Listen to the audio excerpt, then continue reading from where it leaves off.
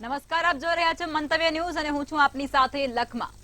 રાજ્યમાં જમીનોના ભાવ દિવસે ને દિવસે જેમ વધી રહ્યા છે તેમ જમીનોમાં કૌભાંડો પણ વધી રહ્યા છે।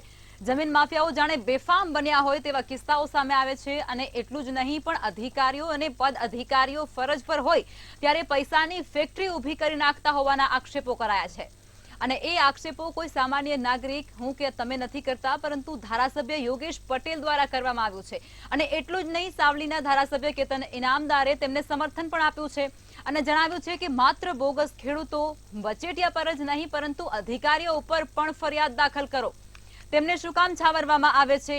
યેન કેન પ્રકારે મહેસૂલ વિભાગમાં થતા ભ્રષ્ટાચારના કેસો સામે આવતા જ રહે છે પણ જ્યારે આક્ષેપ ધારાસભ્ય પોતે કરે છે ત્યારે તેના પર ચર્ચા થવી એ યોગ્ય છે અને તેના પર જ કરીશું આજનો સીધો સંવાદ।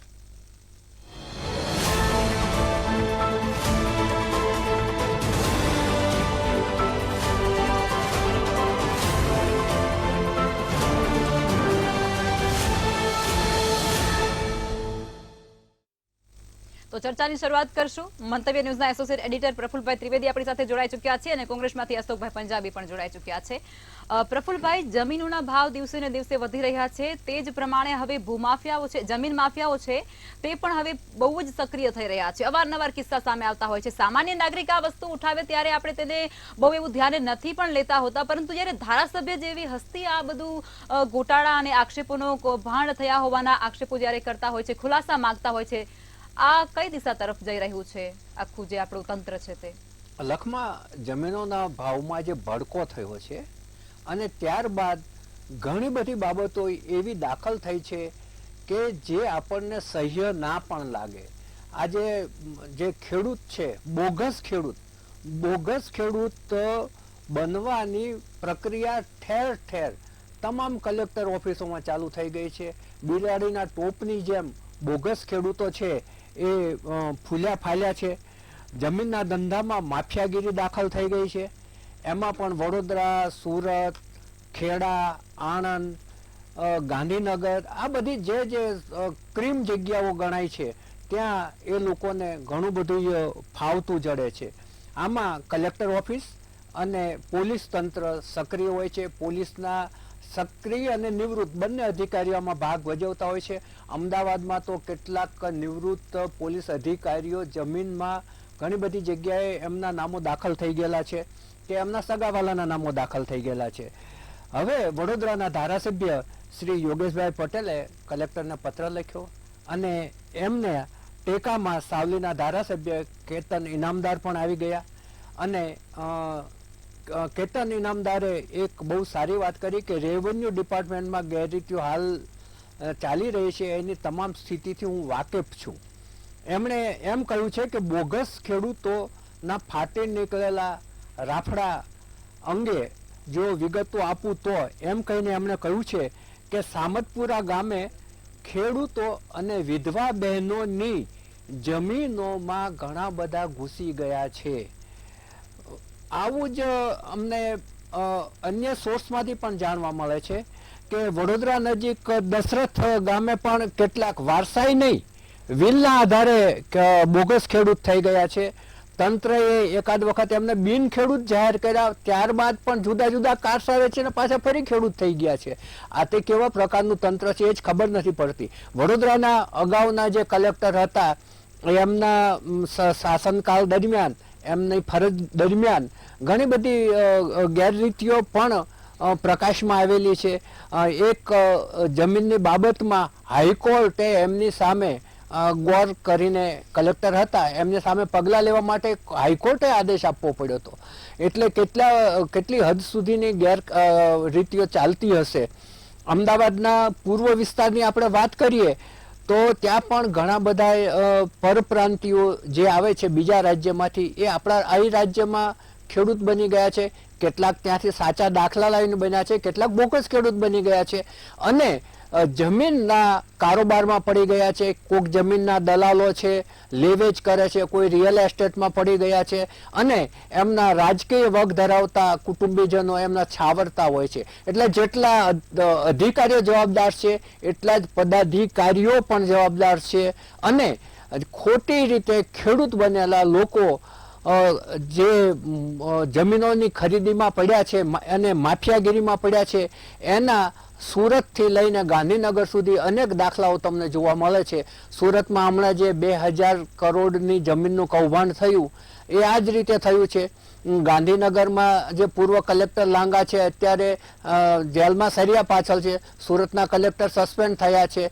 આવું જે કલેક્ટર કાયદાનું પાલન નથી કરતા, એટલું જ નહીં એમની નીચે પ્રાંત હોય, મામલતદાર હોય, એ તમામ લોકો બોગસ ખેડૂતને બનવા માટે જે પ્રક્રિયા હોય છે એને દૂષિત કરીને, એના છટકબારીઓ શોધીને એન કેન પ્રકારે પૈસા ખિસ્સામાં નાખી અને વ્યક્તિને ખેડૂત બનાવી દે છે અને ત્યારબાદ એ જમીનો ખરીદે છે અને જમીનો ધંધામાં પડે છે. બિલકુલ. અશોકભાઈ, આપ ખૂબ જ અનુભવી અને પીઢ નેતા છો. બોગસ ખેડૂતો બનાવવાની જે માયાજાળ છે ને અત્યારે ખૂબ જ વ્યાપી રહી છે અને તેની અંદર આપણે ખૂબ જ આગળ વધી રહ્યા છે તેવા કિસ્સા અત્યારે સામે આવી રહ્યા છે. ચર્ચામાં આપણી સાથે ભારતીય જનતા પાર્ટીમાંથી શૈલેષભાઈ પરમાર પણ જોડાઈ ચૂક્યા છે. અશોકભાઈ, આપની વાત મૂકો અને ત્યારબાદ આપણે શૈલેષભાઈ પાસે જઈશું. સમગ્ર ગુજરાતની અંદર જે અત્યારે બોગસ ખેડૂતોના નામે જે જમીનોનો ગોળ ધંધો ચાલે છે, કાળો વ્યાપાર થાય છે, એના સિવાય પણ જમીનો કબજે કરીને જબરદસ્તી અને એનો પણ જે છે કાળો બજાર થાય છે, એના કારણે ગુજરાતની સ્થિતિ બદથી બદતર થઈ ગઈ છે. આ બાબતમાં અત્યારે જે અશોકભાઈ, એના માટે એક ફ્રેઝ વપરાય છે, જમીન ઘસી કાઢવી. ઘસી કાઢ. હવે એ બાબતમાં માનનીય પ્રફુલ્લભાઈએ જે આખી વાત રજૂ કરી, હું એમની એક એક શબ્દ સાથે સંમત છું કે જે રીતે ગુજરાતમાં અત્યારે રાજકારણીઓ, પદાધિકારીઓ, એની સાથે સાથે સરકારી લોકો ભેગા થઈને આ જે ગ્રુપ બનાવીને આ માફિયાગીરી જે કરી રહ્યા છે, એને માફિયાગીરી જ કહેવું જોઈએ, એના કારણે આમ આદમી, આમ વ્યક્તિ, આમ ખેડૂતો જે પરેશાની ભોગવી રહ્યા છે. યોગેશભાઈ જે છે ધારાસભ્ય છે ભાજપના, એને હું સલામ કરું છું. એમને હિંમત કરીને લોકોના પ્રશ્નો સામે લાવીને અને તંત્રની અંદર ચાલતા ભ્રષ્ટાચારને બહાર લાવવાની જે હિંમત બતાવી છે અને એની સાથે સાથે ધારાસભ્ય ઇનામદારે એને ટેકો આપ્યો છે, જેના કારણે આખો પ્રશ્ન અત્યારે ચર્ચામાં આવ્યું છે. આજે મંતવ્યની અંદર પણ ચર્ચા થઈ રહી છે. એનું કારણ આ છે કે યોગેશભાઈએ આ મુદ્દો રજૂ કર્યું છે સરકારની સમક્ષ કે ભાઈ આ રીતે કઈ રીતે તમે ચાલશો. અત્યાર સુધી હું માનતો હતો કે ગુજરાતના તમામ જેટલા સરકારના ડિપાર્ટમેન્ટ છે, તમામ ખાતા ભ્રષ્ટાચારથી દબદબી રહ્યા છે. કોઈ એવો ખાતો નથી ગુજરાત સરકારમાં કે ભ્રષ્ટાચાર ન હોય. એટલે સૌથી વધુ ભ્રષ્ટાચાર હું માનતો હતો કે પોલીસ ડિપાર્ટમેન્ટમાં છે કે પોલીસ પાસે કોઈ પણ જાય ફરિયાદ માટે એટલે પોલીસ અધિકારી સૌથી પહેલાં એ સોચે કે આ બકરો કેવો છે, નાનો છે કે મોટો છે. આ પ્રકારની માનસિકતા સાથે પોલીસ ડિપાર્ટમેન્ટ કામ કરી રહી છે. પણ અત્યારે તો પરિસ્થિતિ એવી છે કે પોલીસ ડિપાર્ટમેન્ટમાં પાછળ રહી ગયું છે. અત્યારે સમગ્ર ગુજરાતમાં સૌથી વધુ ભ્રષ્ટાચાર કોઈ પણ ડિપાર્ટમેન્ટમાં હોય, કોઈ પણ ખાતામાં હોય તો એ મહેસૂલ ખાતું છે, રેવન્યુ ડિપાર્ટમેન્ટ છે.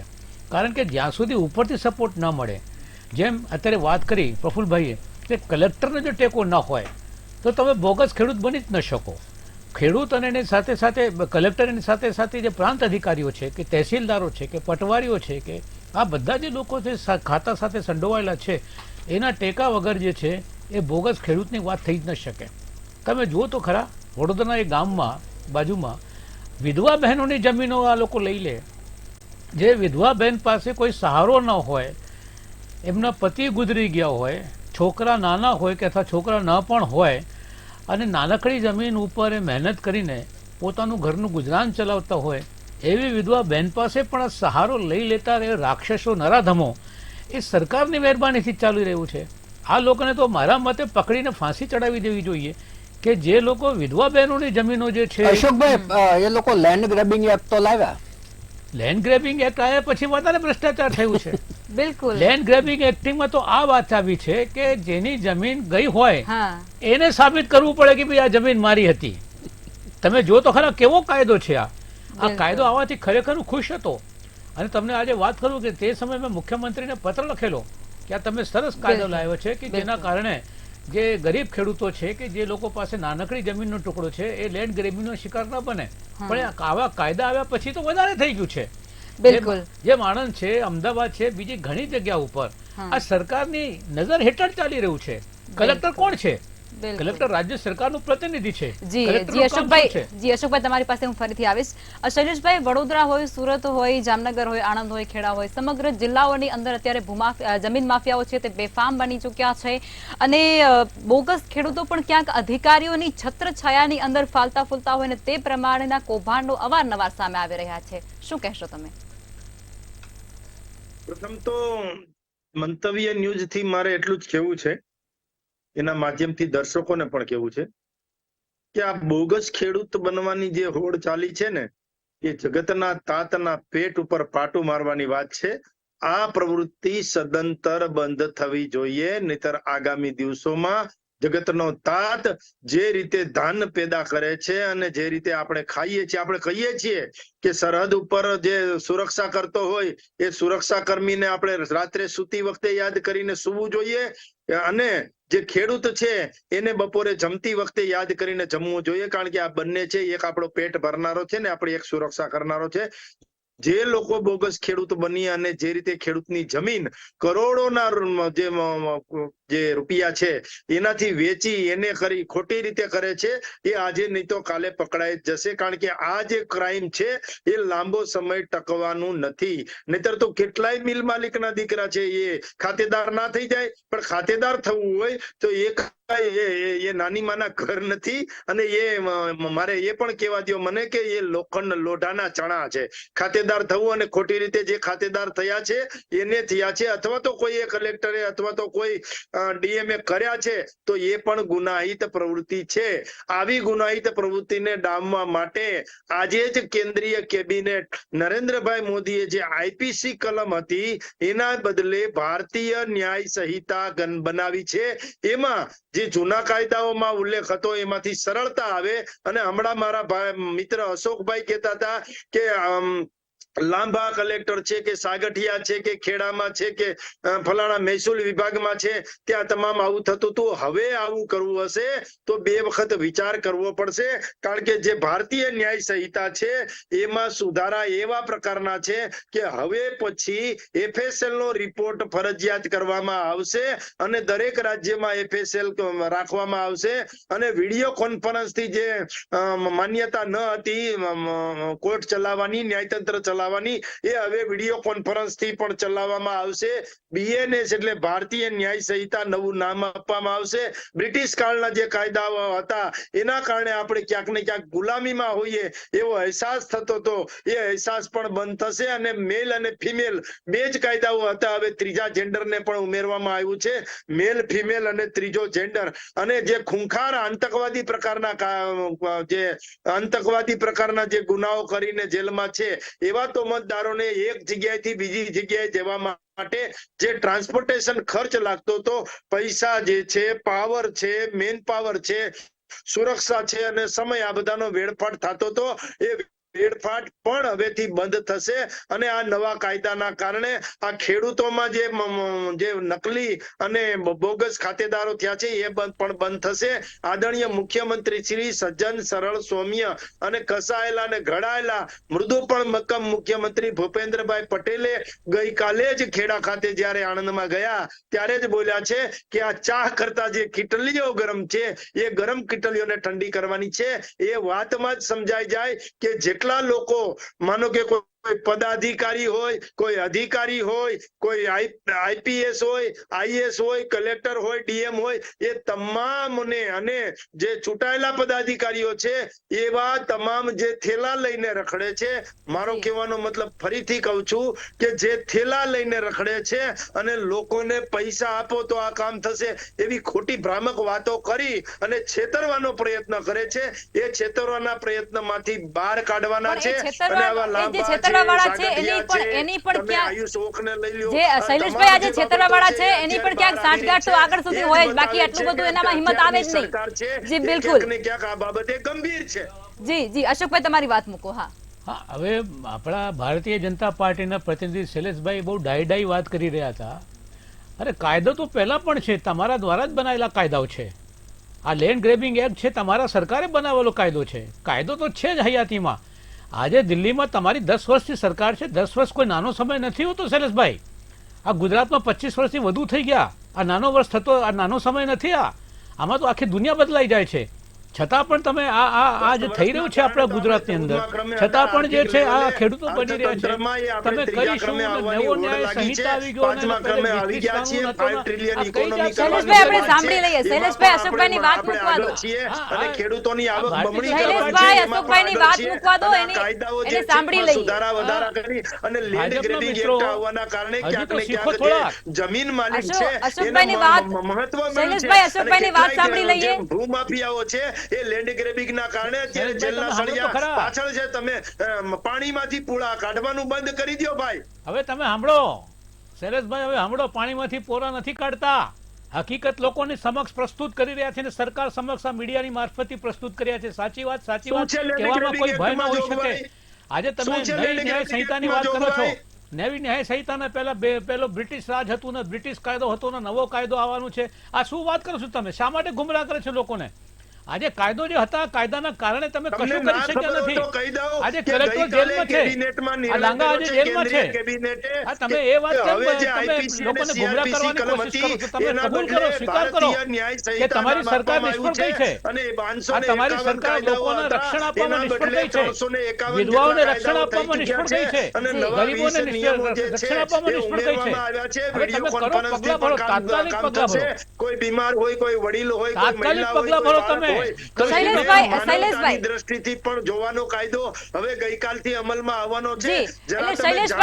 શૈલેષભાઈ સાંભળો, પીએમ દ્વારા સુધારા વધારા કરવામાં આવ્યા છે, બરોબર, પરંતુ એ ગેરંટી હજુ કોણ લેશે? કારણ કે આવી ઘટનાઓ તો રોજ ને રોજ બની રહી છે અને આપણે ચર્ચાઓ રોજ ને રોજ કરતા આવ્યા છીએ. બોગસ ખેડૂતો, ખેડૂતો બિચારા દુખી છે. તમે આવા ખેડૂતો બનાવીને જમીનો તમે કબજે કરીને પછી જમીનોનો કેવો ભાવ ઉચકી ગયો છે. આખિરકાર તો મધ્યમ વર્ગને તકલીફ છે, ગરીબ ખેડૂતોને તકલીફ છે. જેને એક રૂમનું મકાન જોઈએ અત્યારે નથી લઈ શકતો કોઈ મધ્યમ વર્ગનો માણસ. 2 રૂમની તો વાત જવા દો. અને અશોકભાઈ બોગસ ખેડૂતો ઉપર કાર્યવાહી કરવામાં આવે છે અને ત્યારબાદ વચેટિયા હોય છે વચ્ચે રહેલા, એના પર કાર્યવાહી કરવામાં આવી છે. પરંતુ ધારાસભ્ય પોતે એવું કહી રહ્યા છે કે ભાઈ આની અંદર પદ અધિકારીઓ અને અધિકારીઓનો સંડોવણી છે, તેના ઉપર તો તમે ફરિયાદ કરો. પોતાની સત્તામાં રહેલા લોકો જયારે આવું કહેતા હોય ત્યારે શૈલેષભાઈ પાસેથી પણ જવાબ મેળવીશું. પહેલા અશોકભાઈ તમે કહી દો, શૈલેષભાઈ પછી. બસ મારી આ છે તમારા ધારાસભ્ય ધ્યાન દોર્યું છે ભાઈ. હું કોંગ્રેસમાં છું એટલે નથી. એક વિરોધ પક્ષ તરીકે મારી આ ભૂમિકાની મારી ફરજ છે, મારું કર્તવ્ય છે કે લોકોની વાત રજૂ કરવામાં આવે. પણ તમારો ધારાસભ્ય આ વાત કહી રહ્યા છે કે અધિકારીઓ મેળા પીપળમાં કરીને જે રીતે આ તમે આ વિધવાની વાત કોને મૂકી? આ તમારા ધારાસભ્ય મૂકી છે કે એમની જમીનો કબજે કરી લેવામાં આવી છે ગેરકાયદેસર. શું કરે છે તમારા કલેક્ટર, સરકાર ને મામલેદાર શું કરે છે? આ તમારી જવાબદારી નથી. શા માટે સત્તા ઉપર તમને બેસાડ્યા છે લોકોએ? ખોબે ખોબે ભરેલા તમને સીટો આપી છે. 156 થી 162 થઈ ગઈ છે. હવે આપણે શૈલેષભાઈ પાસે જવાબ મેળવી લઈએ. શૈલેષભાઈ તમે કહો. પેલા તો અશોકભાઈ મારા વડીલ છે, પરંતુ થોડોક અભ્યાસ ઓછો કરીને આવ્યા છે. પણ અમારા કલેક્ટર ના હોય, આપણા કલેક્ટર હોય, કલેક્ટર કોઈ પાર્ટીના હોતા નથી. તમે શરમ કરો. અને અમારા ધારાસભ્ય ના હોય, ધારાસભ્ય બન્યા પછી કોઈ પાર્ટી હોતી નથી. એ ભાજપના હોય કે કોંગ્રેસના હોય, એ આપણા ધારાસભ્ય છે, આપણા વડાપ્રધાન છે કે આપણા મુખ્યમંત્રી શ્રી છે. આવું તો જરા શરમ કરો યાર બોલવામાં. સરકારના આદેશોનું પાલન કલેક્ટર કરે છે. બીજી વાત અશોકભાઈ સાંભળો. અશોકભાઈ સાંભળવાની પણ ત્રેવર રાખો, કારણ કે તમે જેટલું બોલ્યા એટલું હું તો નહીં બોલું, કારણ કે બોલવાનું કામ તમારું છે ને કામ અમારે કરવાનું છે. અમારું કામ બોલશે અને તમારી જીભ બોલશે. હવે વાત જે છે એ ખેડૂતો જે ખરા, એ ખેડૂતોમાં બોગસ ખેડૂતો એટલે કે કોઈ જેનું 7/12 નામ આવી શકે એમ ન હોય એ ખરી, એને કરીને ક્યાંક ને ક્યાંક જમીન વેચવાનું જે કૌભાંડ કરી રહ્યા છે, એ કૌભાંડકારીઓને પણ છોડવામાં નહીં આવે. જે રીતે અગ્નિકાંડમાં જે આખી કડી જેલમાં છે, જે રીતે તથ્યકાંડમાં ગઈકાલે તથ્યના પણ જે જામીન છે એ નામંજૂર કર્યા છે. આવી અમાનવીય જે ઘટનાઓ છે એના કારણે તમે જુઓ તો જે મોરબીમાં ઝુલતા પુલની ઘટના થઈ, જયસુખભાઈ પટેલ હજુ જેલના સળિયા ગણી રહ્યા છે. એટલે સરકાર એ કદાચ ડ્રગ્સની બાબત હોય, એ ક્રાઇમની બાબત હોય, એ ખેડૂતોની બાબત હોય, એ જ સૂચવે છે કે અમે કામ કરવાનું ચાલુ કરી દીધું છે. એ પહેલા જ દિવસે નરેન્દ્રભાઈ મોદીએ કિસાનોનો 17મો હપ્તો, કિસાન સન્માન નિધિનો 17મો હપ્તો જાહેર કર્યો. એ જ બતાવે છે આ સરકાર ખેડૂતો માટે, ખેડૂતોથી અને ખેડૂતો દ્વારા ચાલતી સરકાર સરકાર છે અને આજે જે રીતે ભારતીય ન્યાય સંહિતા આવ્યું છે, CRPC કલમ જે છે, ઇન્ડિયન પિનલ કોડ જે હતું અને IPC કલમ હતી, એ અંગ્રેજોના શાસનનો 1860 વખતનો કાયદો હતો, 168 વર્ષ જૂનો કાયદો. એવા નામો હતા જે નામોથી શૈલેષભાઈ, આપણે પોઈન્ટ પર આવી જઈએ. શૈલેષભાઈ, શૈલેષભાઈ, તમારા દ્વારા કાર્યવાહી હાથ ધરવામાં આવી રહી છે અને અનેક દાખલા પણ તમે અત્યારે આપ્યા છે. શૈલેષભાઈ સાંભળો, કોંગ્રેસ શાસન કરતી હતી, પણ આપણને આ જે શૈલેષભાઈ, તમારા દ્વારા એટલે કે સરકાર દ્વારા કાર્યવાહી કરવામાં આવી રહી. શૈલેષભાઈ સાંભળો, એટલે આવી બધી બાબતો જે છે એમાં સુધારા વધારા કર્યા છે તો સારી વાત છે. અરે શૈલેષભાઈ, તમારી સરકાર દ્વારા કાર્યવાહી કરવામાં આવી રહી છે તો પછી અસામાજિક તત્વો છે તે શું કામ હજુ બેફામ બની રહ્યા છે અને શું કામ આવી ઘટનાઓ વારંવાર બને છે? તમે દાખલો નથી બેસાડી શકતા એ સાબિત થાય છે, કારણ કે મુખ્યમંત્રી પોતે સ્વીકારી ચૂક્યા છે કે અમારા દ્વારા ક્યાંક ને ક્યાંક એવી ભૂલ તો રહી ગઈ છે. જુઓ લખમાજી, દાખલો બેસાડીએ છીએ એટલા માટે જ કાર્યવાહી કરીએ છીએ. ગઈકાલે તથ્ય પટેલના જામીન નામંજૂર કરવામાં ન્યાયતંત્રએ કહ્યું છે કે તથ્ય પટેલને જામીન એટલા માટે ન બેસે કે સમાજમાં દાખલો બેસે, એટલા માટે એને જામીન આપવામાં ન આવે કે સમાજમાં દાખલો બેસાડવાનો છે. એટલે ન્યાયતંત્ર પણ દાખલો બેસાડે છે અને ન્યાયતંત્રની નાની અમથી ટકોર હોય તો પણ ગુજરાત સરકાર પણ દાખલો બેસાડે છે. કોંગ્રેસના મિત્રો છે એ માત્ર વાતોના વડા કરે છે, નેગેટિવ વાતો કરે છે અને નકારાત્મક વિચારો કરે છે. એમને કામ નથી કરવું, માત્ર વાતો કરવી છે. પરંતુ હવે વાતોથી નહીં ચાલે. ડિજિટલાઇઝેશન થઈ ચૂક્યું છે. Make in India, startup India, digital India અને જે રીતે મેડ ઇન ઇન્ડિયા થઈ રહ્યું છે એના કારણે હવે IT ક્ષેત્રમાં જવું પડશે અને કાયદો જે છે એને પણ ડિજિટલાઇઝેશન કરવાનો છે, પેપરલેસ કરવાનું છે, કેશલેસ કરવાનું છે. હવે કાગળોથી, હવે તો આ કાયદામાં નકમાજી એવી પણ જોગવાઈ છે કે હવે ઈમેલ થી સમયનો અભાવ છે એટલે આપણે અશોકભાઈની છેલ્લી પ્રતિક્રિયા લઈ લઈએ. પોલીસ ધરપકડ શૈલેષભાઈ ટૂંકમાં અશોકભાઈની પ્રતિક્રિયા લઈ લઈએ આપણે. અશોકભાઈ આપની વાત મૂકો. બે નાનકડી વાત કરવા માંગુ છું કે શૈલેષભાઈ બહુ મોટી વાતો કરો છો તો એક નાનકડો સવાલ છે કે ગુજરાત હાઈકોર્ટે શા માટે રાજકોટના માનવ સર્જિત અગ્નિકાંડની હત્યાકાંડમાં વારંવાર ગુજરાત હાઈકોર્ટ ટકોર કરે છે? શા માટે હજુ સુધી પોલીસ કમિશનરથી માંડીને મ્યુનિસિપલ કમિશનરની ધરપકડ કેમ કરવામાં આવી? સૌથી મોટા જવાબદાર ત્યાં મ્યુનિસિપલ કમિશનર છે રાજકોટના અને પોલીસ કમિશનર છે ભાર્ગવ, અને જે નામ હોય મ્યુનિસિપલ કમિશનર, શા માટે ધરપકડ નથી કરી? આ વારંવાર રાજકોટનો સવાલ પૂછવામાં આવે છે હાઈકોર્ટ દ્વારા. આજે ગેનીબેન ત્યાં ગયા, કોંગ્રેસ દ્વારા મોટો દેખાવ કરવો પડે આજે રાજકોટ પોલીસ કમિશનરની કચેરી સામે. શા માટે તમે પગલાં નથી ભરતા? અને બીજી આખરી વાત એ કરવા એ માંગુ છું કે રાજકોટની વડોદરામાં આપના યોગેશ પટેલ ધારાસભ્ય જે વાત કરી છે, શૈલેષભાઈ હું તમને કહું છું, તમે કહો તો તમારી સાથે આવીશ. જે વિધવા બહેનોની જમીનો કબજે કરી લીધી છે ખોટા ખેડૂતના નામે, આ વિધવા બહેનની જમીન તમે પાછી અપાઈ આપો. આ વિધવાની જમીન તમે પાછી અપાવો તો માની જઈશ કે તમે પગલા ભર્યા છે, તમારી પાર્ટીએ પગલા ભર્યા છે, તમારી સરકાર સંવેદનશીલ છે. આજે વિધવા બહેનો, શૈલેષભાઈ, જ્યારે એ વ્યક્તિ સત્તામાં હોય છે ત્યારે એના પર સવાલ થાય છે કે જ્યારે એ વ્યક્તિ પોતે ઉઠીને સરકાર પર સવાલ ઉઠાવે છે અને લોકોનો પ્રશ્ન હોય તો કે એમાં વાંધો શું છે? વિધવા બહેનોને જમીન અપાવો પાછી. પટેલ હોય કે ગેનીબેન ઠાકોર હોય, વડોદરાના ગામડાની વિધવા બહેનોને જમીન અપાવો પાછી. યોગેશભાઈએ પત્ર લખ્યું છે મુખ્યમંત્રીને.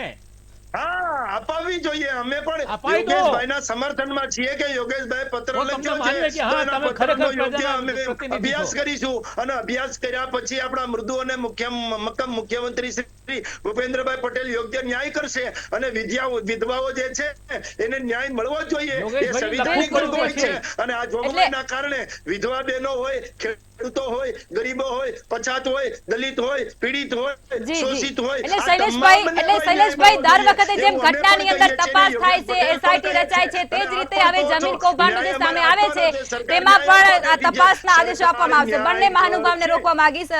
પ્રફુલભાઈ, આપ જણાવો, સમાપનમાં તમે શું કહેશો જમીન માફિયા જે બેફામ બન્યા છે તેના પર?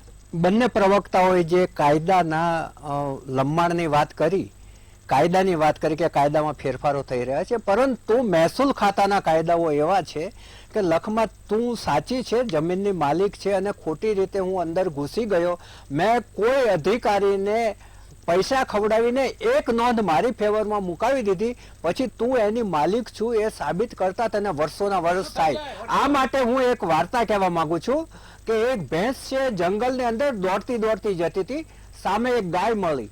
ગાય કે શું કામ આટલા તાપની અંદર તું દોડે છે, થોડોક શ્વાસ લેવા રોકો. તો કે બહાર ઉભા રહેવા જેવું નથી. તો કે શું છે? પણ તો કે રાજાએ છે ને હાથીઓને પકડવાનો ઓર્ડર આપ્યો છે. પણ કે હાથીઓને પકડવાનો ઓર્ડર આપ્યો છે, તું તો ભેંસ છું. તો કે ભૂલમાં મને પકડી જાય ને તો હું હાથી નહીં ભેંસ છું એ સાબિત કરતા મને 20 વર્ષ થાય.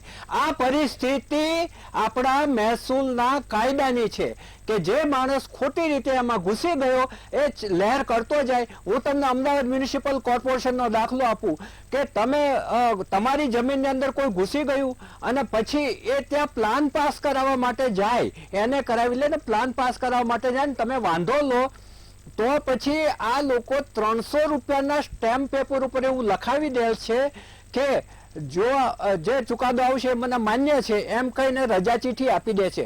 આખા GDCR બાંધકામના કાયદાની ચોપડી એના કોઈ પાને એવું નથી લખ્યું કે તમે સ્ટેમ્પ ઉપર બોન્ડ લઈ અને તમે મંજૂરી આપો. આખું પૂર્વજોન છે એમાં ઠેર ઠેર આવા મંજૂરી અપાયેલી છે. 300 રૂપિયાના સ્ટેમ્પ પેપર ઉપર લખાવે એટલે એ બાઉન્ડ થઈ ગયો એમ. અને છેલ્લે પાછું લખે છે કે એમણે જ્યારે ચુકાદો આવશે તો એનું પાલન કરવાની મૌખિક સંમતિ આપી છે. એટલે ભાઈ કાયદામાં મૌખિક સંમતિનું કોઈ વજૂદ જ નથી. હવે આવા લખાણો ઉપર અમદાવાદ મ્યુનિસિપલ કોર્પોરેશનનું ટીડીઓ ખાતું પણ ચાલે છે. ગઈકાલે માનનીય મુખ્યમંત્રી શ્રી ભૂપેન્દ્રભાઈ પટેલે બહુ સારી જેસ્ચર કરી અને ખેડા કલેક્ટરની ઓફિસે પહોંચ્યા અને એમણે જે કિટલીઓ ગરમ વાળો દાખલો આપ્યો એ ખૂબ જ સાચો છે કે કિટલીઓ ગરમ જ છે. અને આ કિટલીઓ છે ને એ જ આખું તંત્રને રવાડે ચડાવે છે. અગાઉના મુખ્યમંત્રીની વાત કરીએ તો વિજય રૂપાણીએ પણ એમ કહ્યું હતું કે મહેસૂલ ખાતું છે એ સૌથી ભ્રષ્ટ ખાતું છે. જાહેરમાં મુખ્યમંત્રીએ આ બાબત કબૂલ કરી હતી. એ જ બતાવે છે કે આખી જે માયાજાળ છે મહેસૂલ ખાતાની એ કેવી છે. એ હવે મહેસૂલ ખાતાના અધિકારી અને પદાધિકારીઓ જે ચૂંટાયેલા લોકો છે એ બંનેની સાંઠગાંઠ ના હોય તો અધિકારી એકલો કોઈ હિંમત કરી શકે નહીં. જે લાંગાએ હિંમત કરી હતી જમીનોમાં મોટા મોટા કૌભાંડો કરવાની એ કોઈના ઈશારા વગર ના થઈ હોય એટલું જ સાચું છે. સુરતની જમીન પણ કોઈના ઈશારા વગર સહી કરવાની આયુષ ઓક જે ત્યાંના કલેક્ટર હતા ને હમણાં સસ્પેન્ડ થયા, એણે બદલીના આગળના દિવસે સહી ના કરી હોત. ચાર્જ છોડતા પહેલા એ માણસ સહી કરે છે કે આમાં ગણોતિયાઓ દાખલ સરકારી જમીનમાં ગણોતિયાઓ કઈ રીતે હોય. એટલે ઠેર ઠેર જમીનોના કૌભાંડો થઈ રહ્યા છે.